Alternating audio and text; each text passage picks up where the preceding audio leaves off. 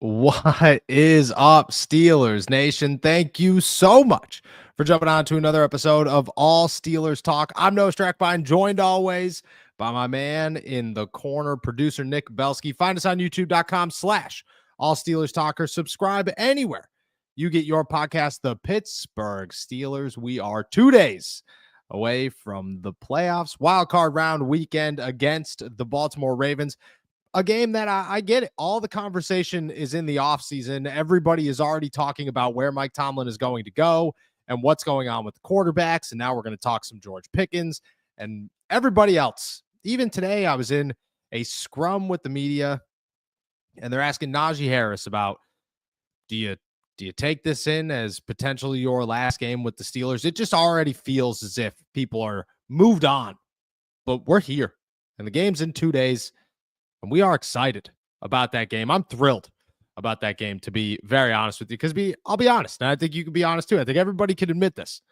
If there's a team out there that the Steelers are going to shock the world against, it's the Baltimore Ravens. And I think because of that, you keep some faith, and you go into this one feeling pretty good about the game itself and what it can be, because it's an AFC North matchup, and those are always a blast. We're diving into George Pickens and some insiders talking about a divorce coming between him and the Pittsburgh Steelers. Two possible replacements for George Pickens this offseason, both of them in a trade. What's more likely, because it is Thursday and we're back in the city of Pittsburgh. At least I am.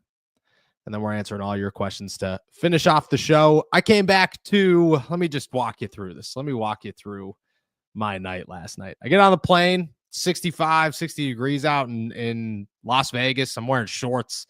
It's a great time. You know, I'm enjoying myself at the Strip. First off, the Strip, you need a week to walk the Strip. I texted you. I said, yo, I'm going over the Strip. My plan, to be honest, was to go walk a little bit of the Strip, text you, and see if you wanted to get lunch. I got to the Strip, went to one shop, looked at my phone. It was 12:15. I was like, dude, I've been here for an hour and a half. I haven't even done anything. Crazy. You need a whole week just to do that. Get on the plane. Nobody decided to tell me what Pittsburgh was like over the last 48 hours while I was gone. I get off the plane. It's snowing in Pittsburgh when I land. I get off. It's 8 degrees outside. 8 degrees. My car was frozen solid. It was a time. I'm thankful to be home, but my gosh, some sun would be nice. You're still in Vegas. I hope you're enjoying it. How you feeling, my friend? I'm enjoying it much more than I would be enjoying 8 degrees and snowy. So hearing that makes me feel pretty good. But no, I'm amped up for this game, because no matter what happens, no matter how big of a deficit or big of an underdog the Steelers are, it's playoff football. And I understand that the Steelers have struggled over the last 4 weeks and they've looked like they shouldn't be a playoff team. But here's the fact. They are a playoff team. And we'll see if they're able to kind of look like a playoff team on Saturday. But it's the playoffs. If you're not getting excited about this, you should check your pulse, because it's something you should always be excited about, seeing your team play in the playoffs. Yes, I agree. I asked TJ today. I said, does it add any juice to not play last season, not be in the playoff game last season, and come back? And he looked me dead in the eyes. I don't know if it was where I was standing. I joked afterwards. I said we just, it was eye contact the whole time. He's like, you're not adding any juice to this. Like, you can't. This is the playoffs. This is the biggest game we've been in all year. That is the juice. You don't need any more juice than that. And I agree. This is it. This is what it is. This is the dance. You know what I mean? Anything happens in the dance. And if the Pittsburgh Steelers win on Saturday, everybody's freaking out on Sunday. And it's the best victory Sunday that you can get all season long until next week in the divisional round. So I agree with you. Let's talk some Pittsburgh Steelers football. We'll start with George Pickens, who did not talk to the media this week. He's supposed to talk to the media every week. I'm not getting involved in that whole nonsense. I stay my course. My course is talking about GP and what others are saying right now. Two insiders have dropped a little tidbit about maybe he will not be back with the Pittsburgh Steelers. It started with Jerry Dulac, who said that those decisions have not yet been made, and we will, quote unquote, we'll see. We'll see what happens. And then Mike Florio said this, quote, well, that assumes he wants one, as in a future. I feel like we're moving towards a mutual divorce territory with the two sides, and his body language, his demeanor, the fact that Mike Tomlin's done such a great job of keeping guys who might be problems under control until the very end of a long career or after they're gone. And we've seen so much acting from George Pickens and Tomlin at times, seems exasperated and says he's got to grow up. He continued by saying, it seems like the Steelers are at the point where they wouldn't mind to move on from him. And that one won't surprise me either, especially if they lose. I think some serious wind of change could blow if they lose on Saturday night. Now, you win on Saturday night, I think a lot of conversations change. But I also think that the George Pickens one goes right into the offseason. Win or lose, doesn't matter. You can catch 10 balls for 150 yards, and I still think the conversation is there about whether or not the Pittsburgh Steelers decide to trade him or sign him in the offseason or let him walk into the final year of his contract, which I think is the least likely of the outcomes for George Pickens and the Pittsburgh Steelers right now.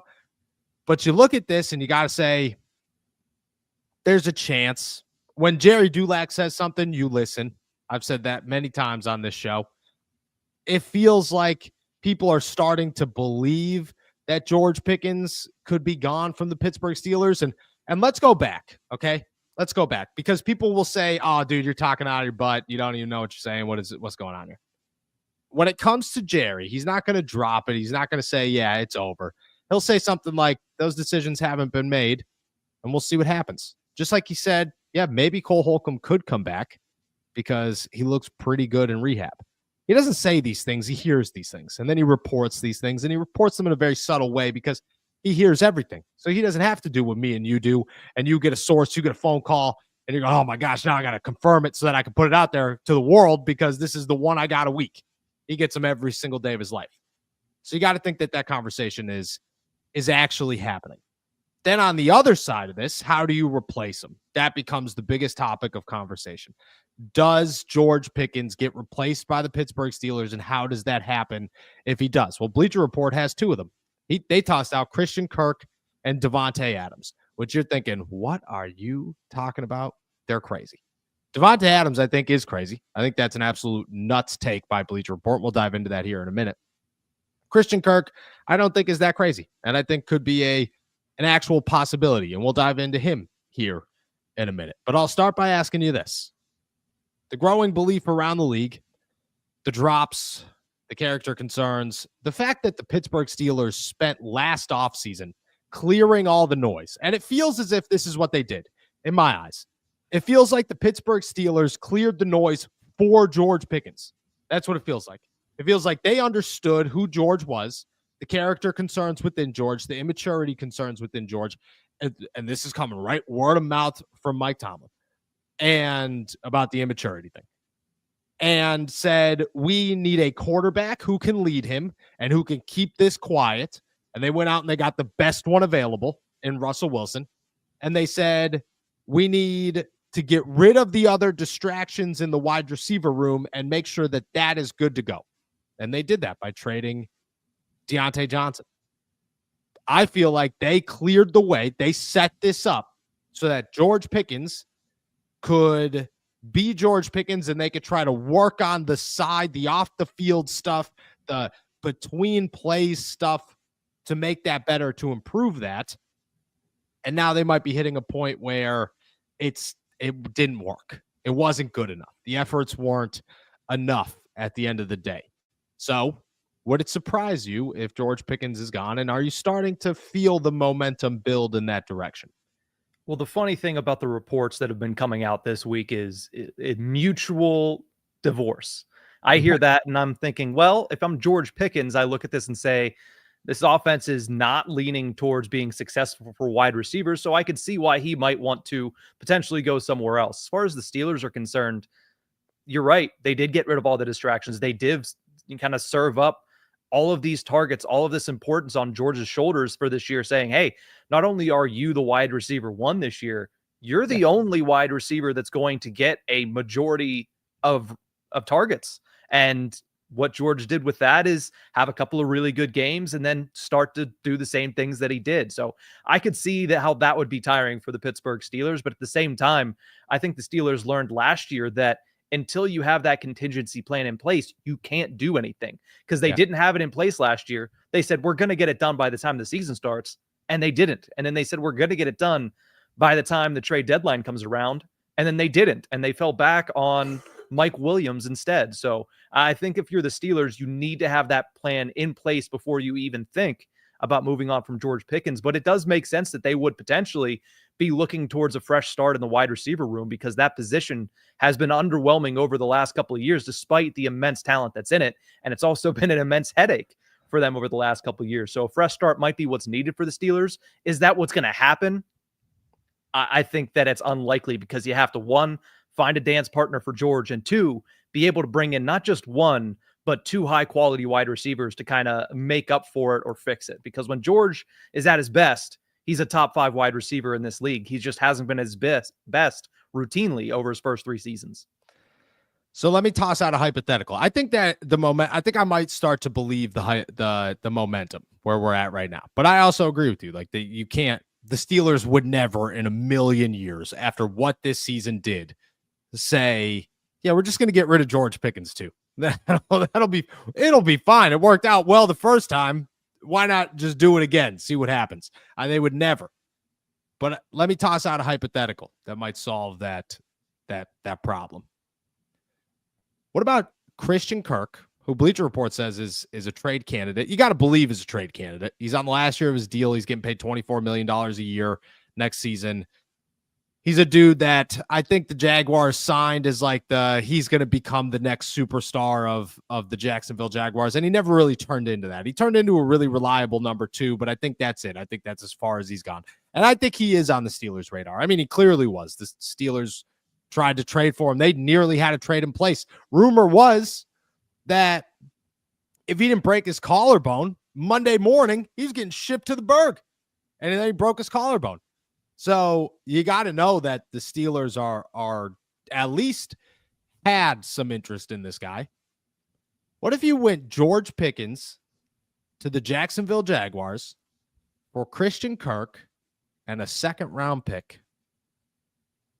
I mean, the internet would explode, first of all, because that's the type of trade that everybody reacts to in a very, let's say, non-measured type of way. But does it make sense in theory for the Steelers? It does, because you're getting a number 2, you're getting a 2nd round pick, which could be a wide receiver, or you could use that 1st round pick as a wide receiver and get a defensive lineman in the 2nd round. That's a 5th pick in the 2nd round too. So again, it's like a Joey Porter 2nd round pick. Yes.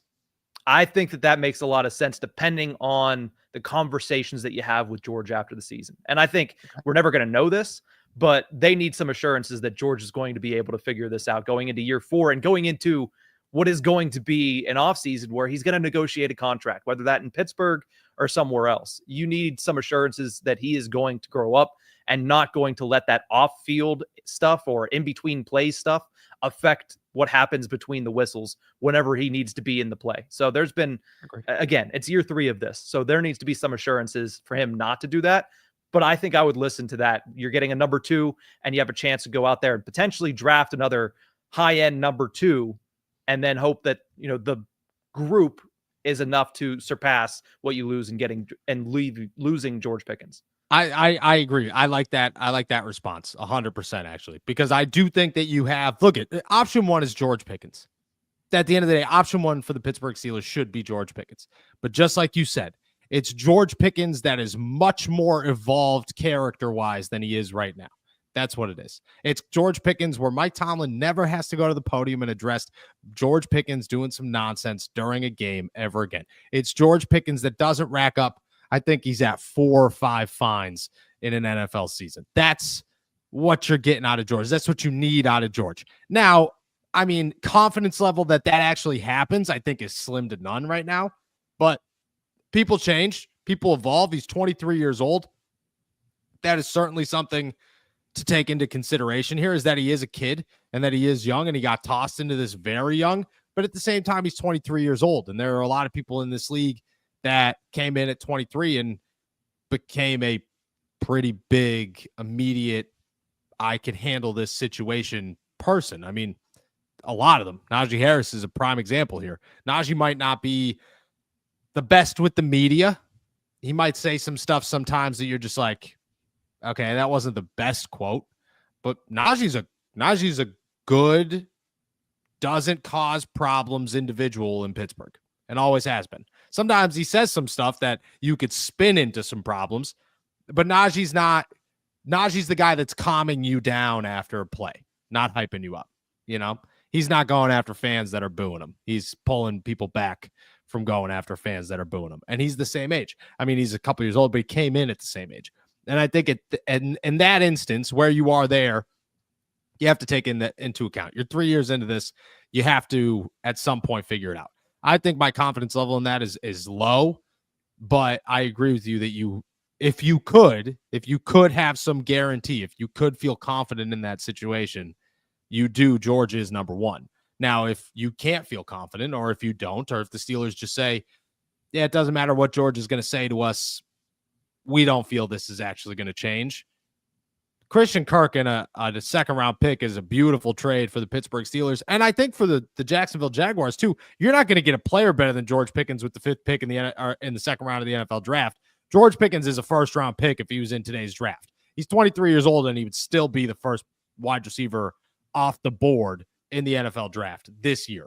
Pretty close to it, at least. Mm-hmm. And if you're Jacksonville, sure, why not? Why wouldn't you? You know, why wouldn't you take a George Pickens to add to Gabe Davis and Brian Thomas? Good. Yeah, I was going to say, especially because I feel like it's better fit down there in Jacksonville. They are going to win by way of Trevor Lawrence's arm. And if you go out there and get a Brian Thomas, George Pickens combination, that's going to help them win. And if you're the Steelers, right now, they are going to try to win when it comes to the ground game. And they're not going to throw the ball around the field all that much. So they're going to need more than one player that can get open. And you get Christian Kirk. You hope Roman Wilson turns into something, and you hope that you can go out and maybe get Emeka Egbuka at some point in this draft, or you can maybe go out and get another wide receiver in the second round or third round that's going to be able to be a number 2, number 3. Go sign T. Higgins. Go sign T. Higgins for $27 million. You have 2 wide receivers. I get that. But one of those wide receivers' contracts expire after a year. You know, you're not going to pay a quarterback. Russell Wilson, that's the thing with Russ, okay? So I was talking to people out in Vegas, and that's the thing with Russ, that people like that, it was brought to my attention. It was the first time I ever thought about this. If the Pittsburgh Steelers give Russ a low contract once again, which, like in this hypothetical, the Pittsburgh Steelers don't end the season on the best note, okay? Russ isn't the biggest favorite, whatever. If the Pittsburgh Steelers are bringing back Russ after everything that has happened, they're probably not paying this guy $40 million a year. I mean, there's a chance, obviously, but I mean, at some point, you got to believe that they're smarter than that, okay? So they're not going to pay Russ. Russ is still getting paid $39 million by the Broncos in 2025. So you could pay Russ nothing if he's willing to take another 1-year deal, or if you're going to sign him, you backload that deal. You give him a 2-year deal or whatever, and you do that. Justin's not going to be $40 million a year. You could afford, that's what I'm trying to say here. You could afford 2 wide receivers for 1 season and then have a T. Higgins contract for the next 2, and you'd be fine with that. You know, you figure out Christian Kirk. Christian Kirk's not going to get paid $24 million in his next contract. He's going to get paid 18, and that's a reasonable number too. So I think you could still go out and make a splash, and then, you know, in that instance, maybe you just have the 5th pick in the second round. You can do whatever you want with that thing. You know, you go in number positions. I think it could work. I think you could figure that out to where it makes some sense. The other name Bleacher Report toshed out is Davante Adams for the 45th time. And I think the funniest part here is that Davante Adams, we talked about it. You know, I was told Davante Adams didn't want to come to Pittsburgh the first time because of the quarterback situation. He didn't know what was going on. And we sat there and said, this is Justin Fields' shot to show Davante Adams, I want to go to Pittsburgh. All right, well, Davante Adams went to the Jets. He made a terrible mistake. We all are aware of that. Nothing changed since the last time he didn't want to come to Pittsburgh. The Steelers still have a quarterback issue. What's up, Fitzgerald? What you doing, dog? You got to get down, buddy. it's been a couple of days in Vegas. He hasn't left my side since. They still have a quarterback situation that they don't know what they're doing, and he wouldn't want to come here. On top of that, let me just read off some numbers here for Davante Adams. $38 million. And then what do you pay him the next year? $38 million. His out is this offseason. Sounds like the Jets are just going to take an $8 million hit and let him go. Am I wrong in saying, could we stop talking about Davante Adams? For a trade, straight up, yes. Because, yeah, you might be able to re-sign Russ cheaper than you expected. You might be able to sign Justin cheaper than you expected, but you still don't want to be paying $38 million to Davante Adams. He's still a very good wide receiver, don't get me wrong. Yeah. I mean, he has over 1,000 yards again this season, despite the fact that he played on the Las Vegas Raiders to start the year, and then he moved over to play. Yeah. And then he moved over to play with Aaron Rodgers and a bad New York Jets team and missed 3 games this season as well. So he's still a good player, but do I really want to get $38 million and whatever you're going to have to pay to get him in that exchange? No. If he comes available because he's cut and you don't have to pay all that money, maybe you look into it, but I don't see a trade coming for the Steelers and Davante Adams. And even if he does become a free agent, I'm not sure Pittsburgh is a destination that is going to be enough for him to want to come here. No.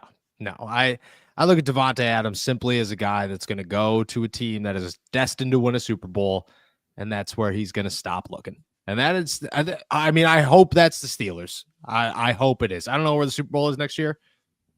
I wish I did. Hopefully it's somewhere awesome. It's usually somewhere awesome. Once in a while, remember the year they threw it to the Jets or something? That was the worst decision they could make. But he's going to a team that he believes in. And at the other side of that, unless he's willing to sign for $15 million, the Steelers aren't taking a flyer on this guy. So at the end of the day, let's not talk about it. What's that face for? I was just looking up where the Super Bowl is in 2026. It's in Santa Clara at Levi Stadium. That's a good one. That's not a terrible one. With that said, let's Santa Clara, California, right? That's in California. Yes. Yeah. With that said, 49er Stadium. Yeah, let's send some thoughts and prayers out to LA because we should do that at the beginning of the show. So we'll do it now. Everybody out there, I hope you guys are doing okay. And if you're not, I'm praying for you. We all are, 100%. All right, let's dive into some what's more likely here. It's Thursday, wild card weekend. I'm excited for these, especially because Overreaction Tuesday usually hits me right in the stomach with the make Noah look like the biggest jag-off there possibly is, talking about the Pittsburgh Steelers. What's more likely? Sometimes, usually, but not as often. So let's dive into them. Wild card weekend, Pittsburgh Steelers, Baltimore Ravens. What's more likely? I'm going to toss it to you, my friend. What do we got? Let's kick it off with a little bit of news that happened just as we jumped on here. The Steelers decided to cut wide receiver Scotty Miller. So what's more likely? That's in favor of Cole Holcomb coming back, or that's in favor of Roman Wilson coming back? Wow, that's crazy.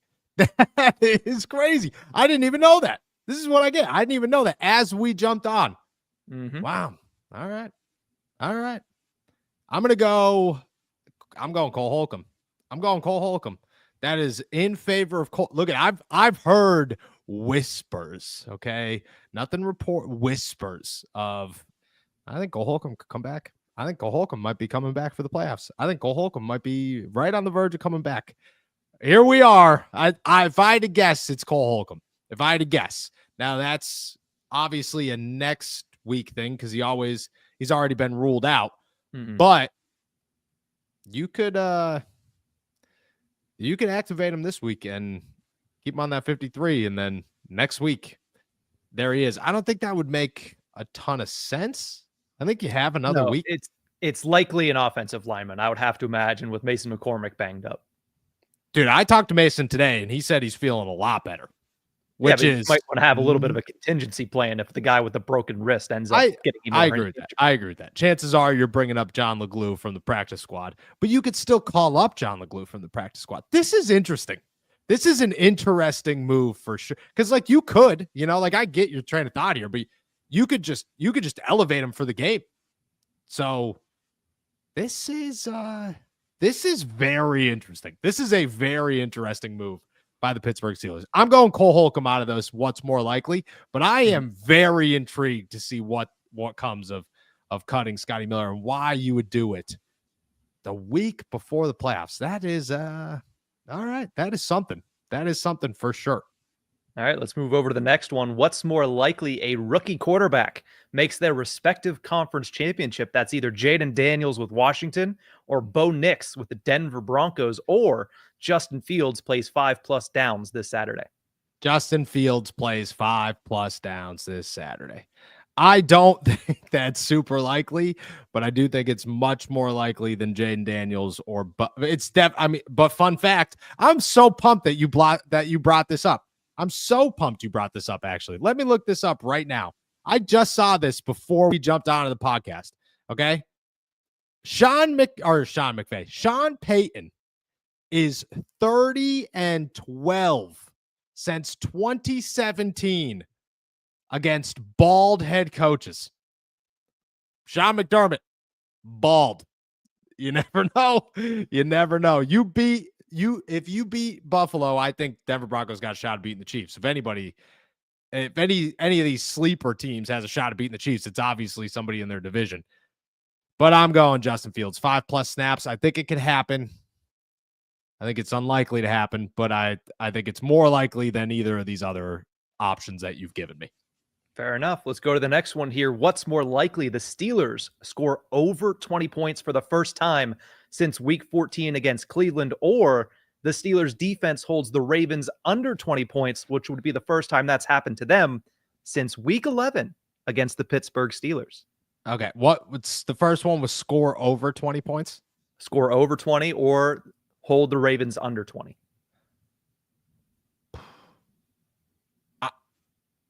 I'm going to take a flyer here on this one. I'm going Steelers score over 20. That's what I'm going to say. I think if there's either side of the football that's going to come out of nowhere in this game, it's going to be the offense. Like it is. This is you could just collapse and it could be all over and we could talk ourselves into whatever. But let's not act like in the back of our heads, every single one of our heads, we're not thinking, yeah, there's a shot they just do it. There's a shot they just go off and they just make this happen. And to do that, you're not scoring 14 points. You're scoring 24, 30 points. And again, not saying it's likely, but if I'm going to take a flyer on any of them, it's going to be this one. I'm going Steelers offense over 20 points. All righty, let's go to the next one here. The Steelers rush for 125 combined yards against the Ravens defense. They've done 117 and 122 so far against the Ravens in their previous two matchups. Or Russell Wilson finishes with 200+ passing yards and 0 turnovers. He has 3 in the 2 games against the Ravens this season. Gosh. Remember when we started the segment and I said that you make that these usually make me look less worse than the other ones? Here we are. Russell Wilson's turned the ball over 10 times in 11 games. It's hard to say that's not going to happen again. It is.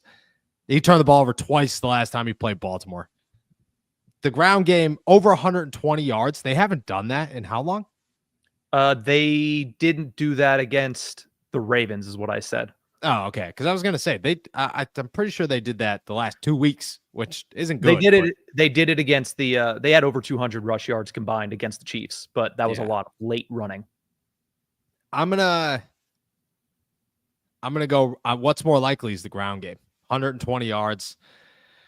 You're gonna lean on it because that's the thing. Like on the other side of this, because last one, I'm taking a flyer on the offense. On the other side of this, when you think logically, if the Steelers stick to what they've been doing, Najee is going to touch the ball 15, 16 times, and Jaylen Warren's going to touch the ball 13 times, and they're both going to get 70 yards, and the Steelers are going to score 14 points. So that's the other side of this. If we're going what's more likely, I'm going to stick with that one. All right, let's go to the next one here. What's more likely, Patrick Queen forces another turnover against his former team, or Minkah Fitzpatrick gets his 3rd interception in his last 3 games at M&T Bank Stadium? I'm going Minkah. I think Minkah comes up with a play in this one. I do. I feel like Minkah got his spark back a little bit. I think Minkah got his I am Minkah Fitzpatrick back just a little bit. I think we're gonna get it more, but I'm saying Minka in this one. What's more likely Minka comes up with something. Patrick Queen's going to be going off. He's going to be hunting for blood, no doubt about it. But Minka's a guy that comes up with a big play in a big moment because he's still Minka Fitzpatrick at the end of the day. So I'm going Minka. All right, I got one more. Then we got a couple that jumped into the comment section below. What's more likely, the Steelers hold Lamar Jackson to under 300 total yards, which is his season average, or the Steelers defense holds Derrick Henry to under 107 yards, which is his season average? Derrick Henry. And I'll tell you why. 2 examples, okay? One, they've already done it once this season, and I get it. They clearly did not do it the last time, but they've already done it once this season. 2,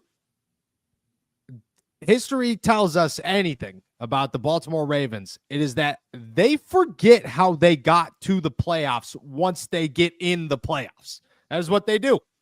They just go, we're here, pal. Let's do it. Throw the football. This is what we did all season. Let's just throw the football. Derrick Henry under 107 yards, because what's more likely is the Baltimore Ravens forget exactly what works for them, or the Steelers just decide they're having a day against the running game and they're going to put this in Lamar Jackson's hands, which is also very likely. And I'm going that one. Lamar, 300 yards for Lamar is like playing backyard football.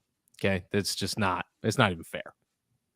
Let's go to a couple listener inquiries with the what's more likely, starting with Pittsburgh Hornets. What's more likely, Boswell wins the game or TJ Watt strips the ball for a Steelers recovery? I'm going to go TJ strip sack.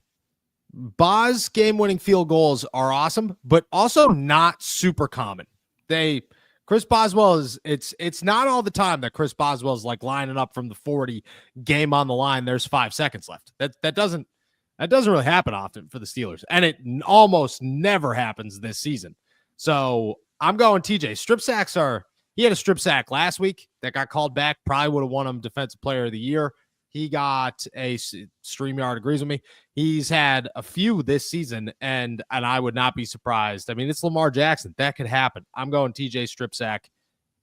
He looks fired up. He looks ready to do this one. It's been 7 years with TJ not winning a playoff game. You got to think he's ready to make an impact in this thing. Let's go over to Luke Cage, who says, what's more likely? Khan trades George Pickens for a player and draft capital, or he goes all out for T. Higgins? What is all out? Give me a definition of all out. That he just overpays for him in general? Like, what are you expecting him to make? What, 30? I would say 32? 20. I would say 27 to 30 is what T. Higgins is expected to get. All out would be on the upper range to higher, I would say. Okay. All right. I'm going trade George Pickens for a player and draft capital. That's what I would go with. I would say that if the options were what's more likely, go get T. Higgins or trade George Pickens, it would be get T. Higgins. I'm like really high. I'm almost overly confident that the Steelers are going to end up with T. Higgins. It just feels like the right fit. It feels like the Steelers are saying we need to make this happen. It's almost as if they already know these things. They called the Bengals about T. Higgins. Like, who does that? Who calls their AFC North rival at the deadline and says, hey, could we trade for your second best player? Like, no, nobody does that. Nobody has those balls. The Steelers did it. I'm very high on that, but overpaying for him, that's not going to happen. That's why they didn't get Brandon Ayuk. I'm going trading George Pickens for a player and draft capital. I think that's kind of likely. Let's go to Josh, who has 2 here. Let's go to the one that is about the Steelers first. It says, what's more likely? Another dumb decision is made and Cordero Patterson gets to see the field, or the Steelers special team forces a turnover, meaning they actually fall on one of these fumbles that they've created over the last 4 weeks and not retained. I mean, the answer here is Cordero Patterson seeing the field, obviously. But if we're going to say, yeah, that's a guarantee. That's not even a what's more likely. But if you're going to, let's like jazz it up. If we're going to jazz it up and say Cordero Patterson is on the field in like a crucial 3rd down moment, or the Steelers special teams forces a turnover, It's Cordero Patterson still to this right now. No questions asked. It's Cordero Patterson being on the field on like a 3rd and 1 with like 3 minutes left in the first, and you're on a drive. You're on like the 14-yard line. It's 3 and 2, 3 and 3, and you're saying, CP, get out there. We need a big one here. And then it's 4th down. That's what that is definitely what's more likely. We got another one that involves Cordero Patterson. Let's go to Cody Silva. Appreciate you, Cody. Says, what's more likely? Cordero Patterson ends up being the running back 2 on Saturday, or Michael Pruitt catches more passes than Pat Freiermuth? I mean, maybe neither in this one, thankfully. I would say what's more likely is Cordero or is Michael Pruitt catching more passes than Pat Freiermuth, because on an average, all you got to do is catch 4 passes, which is a lot, but on an average, it's not that crazy. So I would go Michael Pruitt. I think both of these are very unlikely, though. So for Cody, just to give you some faith here, some confidence, it's not likely either of these happen. All right, and let's finish it off with Josh's second one here. What's more likely? The Bills get upset by the Broncos, thanks to your tidbit from earlier, or the Eagles get upset by the Green Bay Packers? The Eagles get upset by the Green Bay Packers. The Green Bay Packers are a good football team. Very good football team. They are better than the Chargers and the Steelers in the NFC. And the Eagles are good, but they're getting Jalen Hurts back from a concussion. So and Kenny Pickett's good, man, but the Dallas Cowboys are not. So let's not act like him and Tanner McKee didn't put on a show against a team that's not very good. So I'm going Packers. I would say neither of these. I'm not betting on either of these happen, but what's more likely? I'm going Packers. That's a wrap for what's more likely then.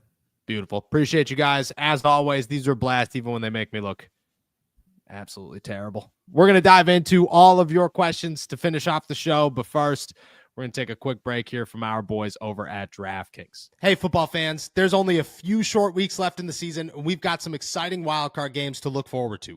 Get in on the action right now with my partners at DraftKings Sportsbook. They're offering all new customers $200 in bonus bets instantly after betting just $5. Don't let this slip away. Download the DraftKings app now and sign up using our code ALLSteelers. The crown is yours. Stay in the action and use your $200 in bonus bets on DraftKings same-game parlays for a shot at an even bigger payout. Combine multiple bets together from the same game. Love the thrill of betting? DraftKings has got you covered. Bet live on in-progress games right as they happen, making watching the game that much more exciting. If sports betting is not yet available in your state, don't worry. You can still join in on all the fun with DraftKings Daily Fantasy and have the shot to win cash prizes. Download the DraftKings Sportsbook app now. New customers use my promo code ALLSteelers and bet just $5 on any wager and get $200 in bonus bets instantly. That's promo code ALLSteelers only at DraftKings Sportsbook.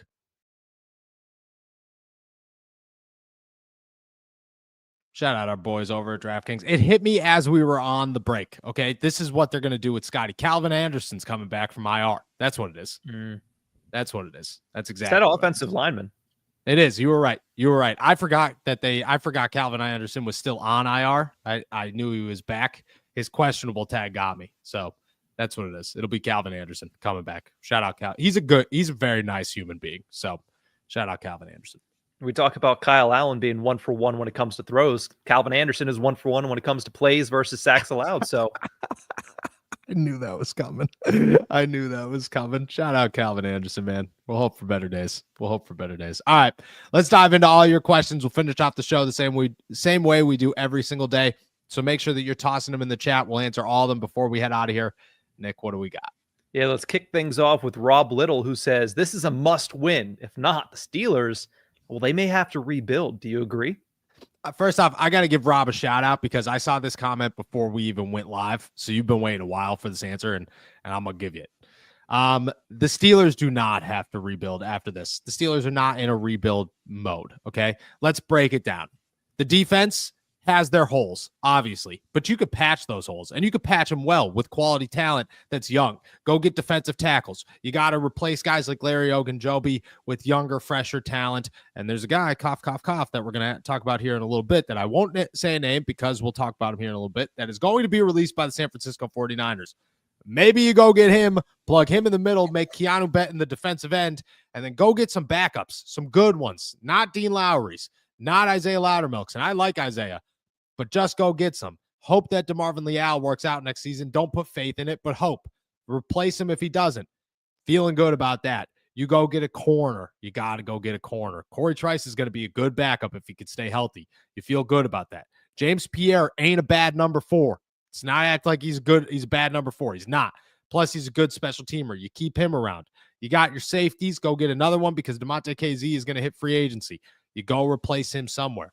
Beanie Bishop is going to take a step forward in year 2 because he's an undrafted rookie. You got to feel good about that, but you go get somebody else to feel good if he doesn't. On the offensive side, you got a billion holes to fill. The most important thing, though, is that you don't got any on the offensive line. Mason McCormick's your starting guard. Zach Frazier's your starting center, and you got 2 starting young tackles. It might take time to develop, but that is the core that you are going to let build and see if they work out. You don't have to add anybody there. You got to go get wide receivers. T. Higgins, cough, cough. Go get somebody else if you trade George Pickens. But if not, you got George Pickens. Calvin Austin's going to be fine, and you hope Roman Wilson comes back. You go get Jaylen Warren a new contract. You bring him back. You hope Darnell Washington gets more involved next season. Your tight end room looks totally fine. And you get another running back probably in the NFL draft, and I would imagine. I mean, some people, we talked about Ashton Genty the other day. That would be awesome, but it might be a pipe dream. You could get somebody somewhere in the NFL draft. Quarterback is the big one. What do you do with quarterback? But that's not a rebuild. That's just you got to get a quarterback. And the best thing about good teams is that when you plug and play that quarterback, they usually turn out to be pretty good. Patrick Mahomes is a great example here of the Chiefs were not a bad football team. They just needed a quarterback, and they got one, and they look damn good since they got it. So I think this is a must win, but I don't think the Steelers are in a rebuild. I think they need a quarterback, and I think they got to figure out their offense, and they have to just get younger and fill some holes. But there's options to do so, and they took a significant step forward from last season to this one. Next year, hopefully they take another significant step forward, and they're just about there. Let's jump down to Potato Salad, who says, I'm tired of the Tomlin talk, to be honest. Who's the new OC if Arthur Smith is no longer with the Steelers next year?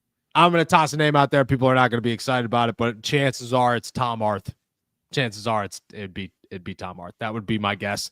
When you turn Justin Fields into the guy that he is, why wouldn't it be Tom Arth? Why would it not be? But the Steelers had interest in names like Gerard Johnson, who's still a quarterback's coach in Texas.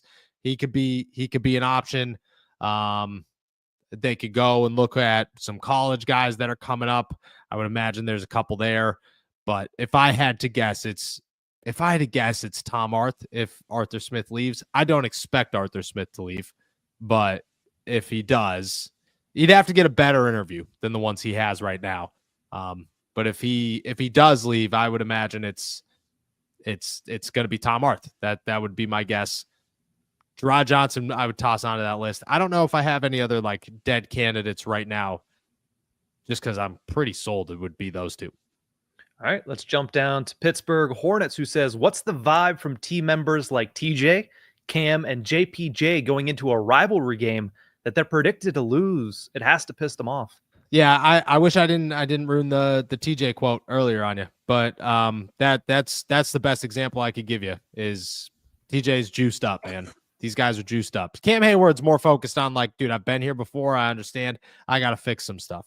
Joey Porter Jr. never changes. Like I think that's the best part about Joey is he talks so much smack in such a subtle tone. It's awesome. It's awesome. On the field, I bet you it's totally different. But in person, when you're interviewing him throughout the week, he keeps his demeanor at all times while slowly just letting you know he's ready for battle. It's awesome. TJ is a dude that, like, you could kind of tell he's fired up. You could tell he's he's in here. You could tell he wants to. He does not hide the fact that it pisses him off that he has not won a playoff game throughout his entire NFL career. And that is the most shocking thing about the Pittsburgh Steelers, is that TJ has never won a playoff game. To answer your question, yeah, they are pissed off for sure. Let's jump back to Potato Salad, who has another one here. Says Dan Moore is gone, correct? Please say we don't re-sign him in the offseason. No, the Steelers don't. There was a time this season where you thought Dan Moore was going to come back. I think that time is gone. Dan Moore is gone. I wouldn't say downhill, but he's definitely taken a step backwards after a really strong start to the year. And you're going to give that shot to Broderick Jones next season and then start Troy Fautanu on the right. So, no, Dan Moore's gone. He will not be back next season. Let's jump down to Thomas, who says Pickens is about to show out this weekend, going to make Wiggins look like he's still in high school. When the Steelers get Metcalf, it's going to be 14-1 catching balls for us. Pickens is going to get number 1. The cat just loves this podcast today. I don't know what to tell you. I love this, man. So there's a couple parts here. We'll start with the number because that's the easiest one. Art Rooney would never give up number 1, but that's okay. DK Metcalf coming to Pittsburgh. Why not? Why wouldn't he come to Pittsburgh? Why wouldn't the Seattle Seahawks got to be looking at this saying it's got to go? He's back again.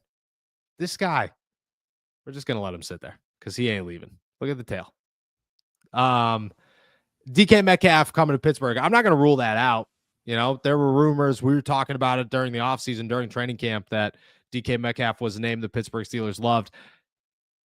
I would hope DK got like a super cool number. Was he 14 in college? I don't remember if he was 14 in college, but I hope DK 14 looks good on George. It looks kind of bulky on DK. He needs something a little slimmer. When it comes to this weekend, dude, George Pickens, if anybody's going to have a game, I would expect it to be George. I really would. The Brandon Stevens and Nate Wiggins are good. Marlon Humphrey's phenomenal, but he won't be playing George. They're good, but they're not George. And George has got to be pissed. George has had a pretty chaotic couple of weeks. He's got a lot of people on his back. If this is I'm keeping receipts game, you got to expect him to go off. So if the Steelers offense does go off, George is he would be the top of my list of guys that I said, you are about to ball out and it's about to get dangerous. I agree with that one. I do. Let's go to Scott, who says, what are the Steelers' top 3 draft priorities in 2025? I think number 1 is defensive tackle. Number 2 is corner. And number 3 is wide receiver. And I think by the time the NFL draft rolls around after free agency, that could change. But those would be my top. I think those are the top 3 priorities heading into the offseason. And you see how you address them. Number 4 would be running back. Obviously, all of this is outside of the quarterback position. That takes top spot no matter what, but I don't know what their thought is there yet. All right, let's go over to Madeline, who says, what will it take to get Justin Fields back in Pittsburgh next season? He expressed that he wants to be back, so what needs to be done to make that happen? You got to offer him a contract and a starting job. That's what you got to do. If you're going to get Justin Fields back, you got to say, you are our quarterback 1 next season. We are going to develop you. Here's a 2-year deal, not a 1-year deal, a 2-year deal with not good, but okay money. That's what you have to do. He's got to get a shot to be the guy in Pittsburgh next year. There is no other way around it. He is not. I have such a hard time believing Justin Fields would come back for a backup job. I just don't think it would happen.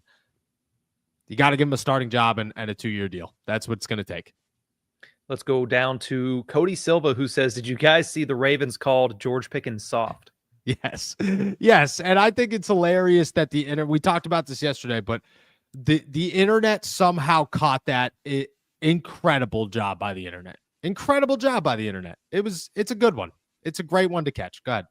I was going to say, now they're the same site that released that video is claiming that that's not what was said in the background, that they were talking about something completely different, and that they just knew somebody or saw somebody that looked like George Pickens, and that's what they were discussing.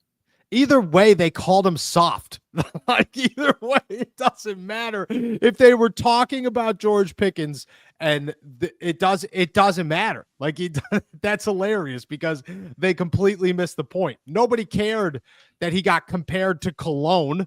They're saying they didn't say soft, that they said something else. So again, have to go play with the audio levels to find that one out, but that's a lot of work to find out whether or not somebody called him soft. They called him soft. Let's be honest. There has been a dozen players this season that have gone after George Pickens. You're telling me the Baltimore Ravens aren't adding themselves to the list? Come on. And you're telling me I've been in locker rooms. I've been in a lot of locker rooms, and I know for a fact that if you did something like that, if you were, hey, what does this smell like? There would be a guy in the background yelling, smells like George Pickens, soft. Like, that's a thing that happens in NFL locker rooms. Good catch by the internet. You're not fooling me, site that released it. It was the Baltimore Banner, by the way, that released it. So, no, that didn't happen. They called him soft. Let's go to Loswald, who says, Noah, did you see Javon Hargrave is about to be released this offseason by the 49ers? Yes, please, for the Steelers. Yes, please, for the Pittsburgh Steelers. Rob, I'm going back to you on this one. This is the name that I winked at. This is the guy. He signed an $84 million deal. He got paid. The 49ers are going to release him post June 1st. He's dealing with an injury.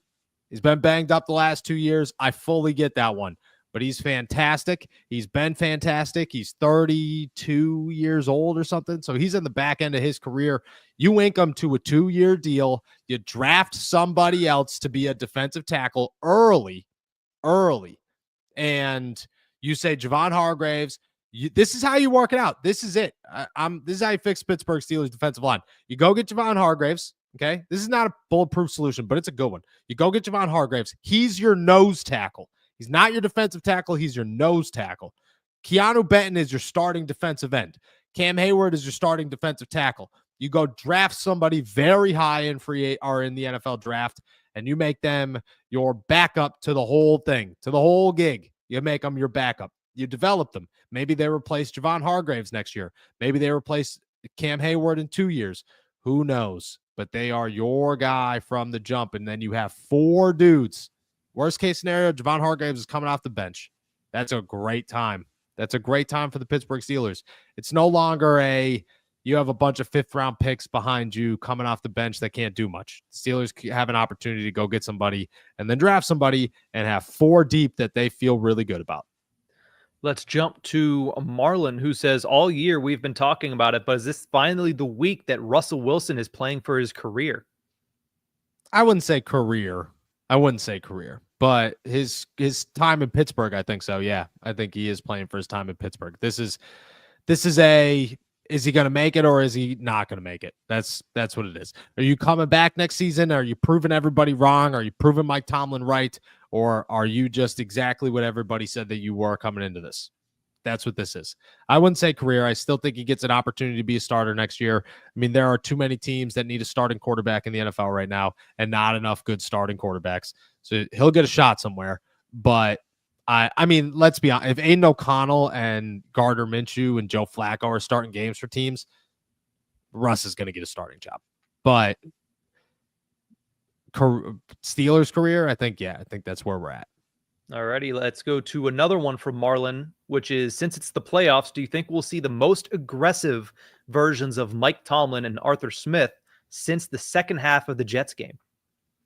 I do, but controlled, because you don't want this to be a shootout with Lamar Jackson. If you're the Steelers, just that's cause for trouble.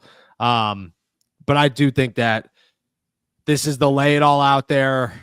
You are no holding back. This is the offense that you were hoping to have. Let's see if we have it. That's what this type of game is. I do think that. I do think this is a game where every bullet you got is being tossed out there for the Pittsburgh Steelers. All right, let's go over to Sajan, who says, do we have a chance now that Zay Flowers is not playing on Saturday, or are we just going to get torched by Rashad Bateman, Tylan Wallace, and Mark Andrews? So I don't know how worried I am about Tylan Wallace. Rashad Bateman, I think, is a reliable wide receiver. Mark Andrews and Isaiah Likely make me more nervous than anybody. I think they made me more nervous than Zay Flowers because they are good and the Steelers have struggled with tight ends. That is not a good combination. I think Zay Flowers obviously makes an impact. Not having Zay Flowers is pretty massive for the Ravens. I don't think it changes my mind in this game or my thoughts or my beliefs behind it, excuse me. And I do think I'm more nervous about Mark Andrews than I am anybody else, Derrick Henry included, on that offense because the Steelers have been Mike Gesicki had a game for Cincinnati the other day. This is not ancient history. This is last week where things were getting rough. Let's go to Steven, who says, a late what's more likely? The Steelers beat the Ravens or the college football playoffs ends with a Penn State-Ohio State national championship? Let's get this. This is brutal. Brutal, but I got to go Penn State, Ohio State. I got full confidence Ohio State's going to beat Texas. Okay. Texas is still a nobody. If this was an Oregon, Penn State, which I guess it couldn't be. If this was Notre Dame has Georgia. Georgia would have been the one. If this was Georgia, Penn State, I'd be saying, maybe the Steelers, but Penn State beating Notre Dame is a real possibility. Strong one. And I'm very excited for this game tonight, but I'm going what's more likely, Penn State, Ohio State, which, look at Notre Dame, Penn State, and then Penn State, Ohio State. That is awesome. I'm all for all that. So I'm about it. Let's go to the Straight Truth, who says, who would you like to see the Steelers get out of the NFL draft at quarterback this year? Jalen Milroe is the only realistic option that I think the Steelers should target in the first round. Anything after that, I don't think this quarterback class is good almost at all. I think Shedeur Sanders is not a number one pick in the draft. I don't think Cam Ward is a first round quarterback in most drafts. I don't think Jalen Milroe I think he's a late first round quarterback because you take a flyer on a guy with potential in most drafts, but that's it. But I don't think this quarterback class is good at all. So if I had to pick, I'd go Jalen Milroe. I just think he's got potential. I think he's got crazy athleticism. I think he's still a little raw. So I think you could develop him. Besides that, I don't think I'd take a flyer on any of these guys, especially after the first round. Carson Beck just pulled his name out. I don't even know if he was going to get drafted at this point. Quinn Ewers might not even come out. There's nobody in this draft that's good. Let's go to Duffy Buckets, who says, what's more likely? The Steelers remember that they've had success hitting Darnell Washington on those quick outs and let him hurdle, get yardage, or he gets outsnapped and targeted and everything else by Michael Pruitt. You know what the answer is. It stinks, but you know what the answer is. He gets outsnapped, targeted, and everything else by Michael Pruitt. That's exactly what this comes down to. I don't know what happened to Darnell Washington, man. I don't know. They're not even giving him a shot. That's the worst part. This is not Darnell Washington isn't open. Darnell Washington's fallen off. Nothing. He's just not even on the field anymore. They're only putting him out there to run the football. It doesn't make any sense. I'm going Michael Pruitt. Stinks to say, but I'm going Michael Pruitt. All right, let's go to Chris, who says, if Fautanu misses 5+ games next season due to injury, does that make him considered a bust? No. What do the rest of those 12 games look like? Is he healthy for the back 12 of the season compared to the front 12? What is the injury? Million questions there. A lot of guys get hurt earlier in their career and then they finish their career strong. I don't judge a player until year 3, and I will stick to that for my entire life, because I don't judge a player until year 3. This year was concerning. The knee injury, obviously concerning. If he misses 5+ games next year, I want to know details to it, but I'm going to say no. And I'm going to say no because 2 bad years of injuries happen to players all the time. That is just the NFL. But no, I wouldn't consider him a bust. Let's go to, I guess in that vein, you could look at Corey Trice. Is he a bust as a 7th round pick? No, because he's still showing some promise. But exactly. Digress on that point. Aiden Alexander wants to know, any thoughts on a Joe Milton trade? He looked really good for the New England Patriots in that Week 18 matchup. So let's go back here, dude. We were big on Joe Milton. We talked Joe Milton a lot. He was in like 7 of my mock drafts for the Pittsburgh Steelers. He was all over the place. I thought Joe Milton was a stud. And I was told the Steelers liked Joe Milton. Like, I was told the Steelers really liked Joe Milton coming out of college. That being said, would they trade for him? I'm not going to say no, but what does his market look like? They'd give up a 6th round pick for the guy. They'd give up a 5th round pick for the guy. They would not give up a 4th or a 3rd or anything else. And maybe there are teams that are going to that will go out and get him.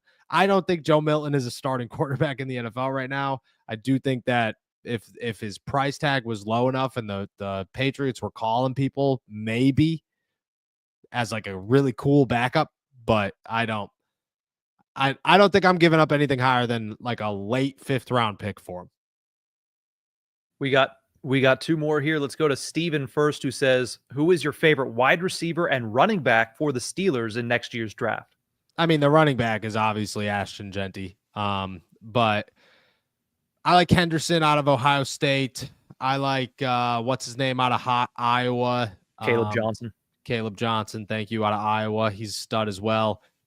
I'm still going to stick with Cam Scatterbo is not going to be a very good NFL running back, but I would love to see him on the Pittsburgh Steelers. It would be awesome. And at wide receiver, Abuke is I think that's the most realistic option for the Pittsburgh Steelers.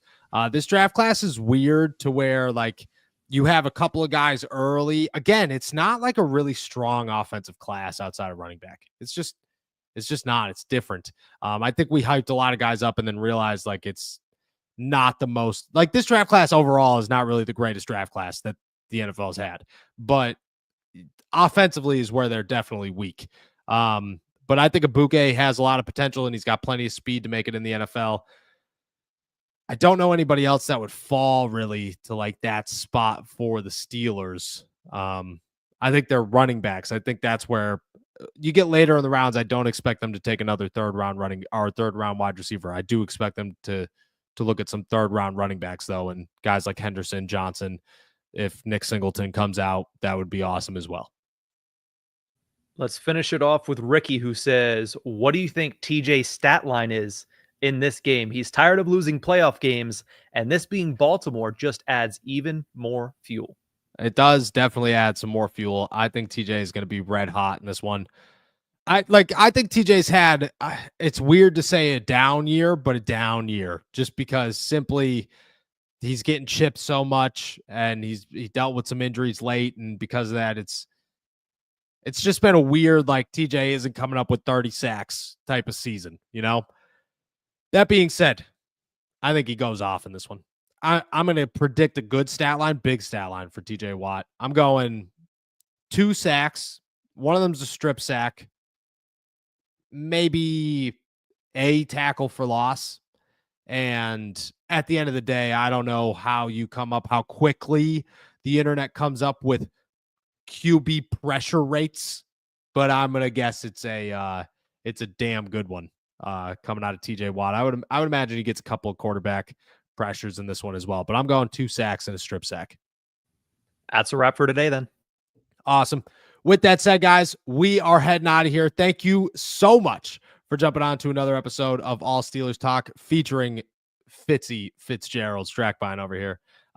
We will be back tomorrow. Make sure to check us out on youtube.com/All Steelers Talk. Subscribe anywhere you get your podcast. And as always, find all of our work at si.com/NFL/Steelers. It's a cold one, man. It ain't Vegas, but we're back and we're ready for it. Enjoy another beautiful day in the Berg.